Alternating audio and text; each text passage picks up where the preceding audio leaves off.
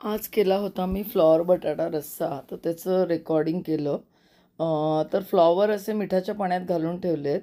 नंतर मिरची बारीक चिरली, आलं चिरून थोडं कापून घेतलं आणि लसूण ऐच्छिक आहे, लसूण घातलाच पाहिजे असं काही नाही. पण मी असंच टाईमपासला घातला. ओलं खोबरं घेतलं. हे सगळं मिक्सरमधनं बारीक करून घेतलं. हाच आपला मसाला असणार आहे. रस्स्यामध्ये जनरली तुम्हाला हवं ते घालू शकता. म्हणजे फक्त आलं आणि मिरची घातलं आणि नारळ घातला तरी चालेल. आलं मिरची लसूण आणि नारळ घातला तरी चालेल. धनेजिरे पूड घातलीच पाहिजे असं नाही, गरम मसाला घातलाच पाहिजे असं काहीच नाही. कधी कधी कुठलेले मिरे घालू शकता, असं आपल्याला हवं ते रश्श्यात घालू शकता. तर आता तेल मी तापवलं. ही आहे पितळ्याची लंगडी. त्याच्यामध्ये आधी तेल घातल्याशिवाय ती गॅसवर नाही ठेवता येत. त्याच्यात मग तेल गरम झाल्यावर मोहरी, हिंग, मग हळद आणि मग त्याच्यानंतर घातले कांद्याचे तुकडे. 2-3 मिनटं परतल्यावर त्यात घातले मटार, कारण मटार पण शिजायला वेळ लागतो.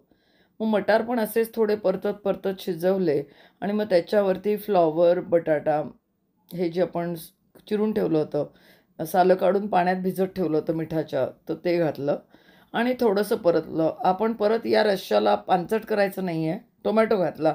म्हणून आपण ह्याच्यावरती आत्ता झाकण ठेवणार आहोत आणि असं वाफेवरती शिजवू देणार आहोत. झाकणाच्या ऐवजी तुम्ही थाळा ठेवलात तरी चालतो. पण बराच वेळ म्हणजे पुढची 10-15 मिनटं पाणी काही याच्यात घालायचं नाही, कारण फ्लॉवरला अंगचं पाणी आहे, टोमॅटोतनं पाणी येतं, कांदा पण ओलसर असतो. तर त्यामुळे मी असंच हे झाकण ठेवलं आणि बऱ्याच वेळा मधनं परतलं. मग जरा शिजलं आहे असं वाटल्यावरती हे जे मी खोबरं, ओलं खोबरं, नंतर आलं, मिरची आणि थोडेसे लसूण पाकळ्या घातल्यात. तर त्याचं हे वाटलेलं सगळं असं घातलं आणि परत एकदा परतलं आणि परत झाकण ठेवलं. पण या पॉईंटला हवं तर आपण तिखट थोडंसं घालू शकतो. थोडंसं धने जिऱ्याची पूड अक्षरशः हे ऑप्शनल आहे. हे नाही घातलं तरी चालतं.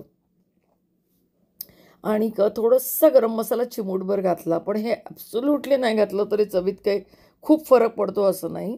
कधी कधी तर फक्त आमटी करतो तसं गोडा मसाला, तिखट, मीठ, गूळ घातलं तरी चालतं. सो इट ऑल डिपेंड्स की तुमचा खायचा काय मूड आहे. आणि कुकरची एक शिट्टी दिली तरी चालते, पण कधी कधी फ्लॉवरनं जास्त शिजायचा धोका असतो. तर तुम्हाला पाहिजे तर थोडंसं गरम पाण्यात फ्लॉवर घालून आधी तो उकडून घ्यायचा 1-5 मिनटं गरम पाण्यात ठेवून. जास्त नाही करायचं त्याला आणि मग याच्यात घालायचा तरी चालतो. पण तसंही बटाटा शिजायला वेळ लागतो, त्यामुळे तो आपोआप शिजला जातो. फ्लॉवर पण यात शिजला जातो. आणि मग नंतर जेव्हा वाटलं की आता बऱ्यापैकी शिजून झालं आहे, त्याच्यानंतर मी गरम पाणी त्यात थोडंसं घातलं आणि परत बटाटा एकदा असा कापून बघायचा की कापला जातोय का डावाने. तो जरासा तुटला तर मग शिजलं असं समजायचं. थोडं थोडं पाणी घालायचं म्हणजे दांडारत नाही रस्सा. आणि मग शेवटी एक अंदाज आला की मीठ घातलं आणि थोडंसं खोबरं पण खोबलेलं घातलं, थोडासा गूळ पण घातला शेवटी शेवटी. आणि अशा रीतीने आपला साधा बटाट्याचा रस्सा तयार झाला. हा तुम्ही पोळी, पुरी, भाताबरोबर कसाही खाऊ शकता. पाहुणे आले तर पुऱ्या केल्या तर छान लागतो बटाट्याचा रस्सा, पुऱ्या, श्रीखंड.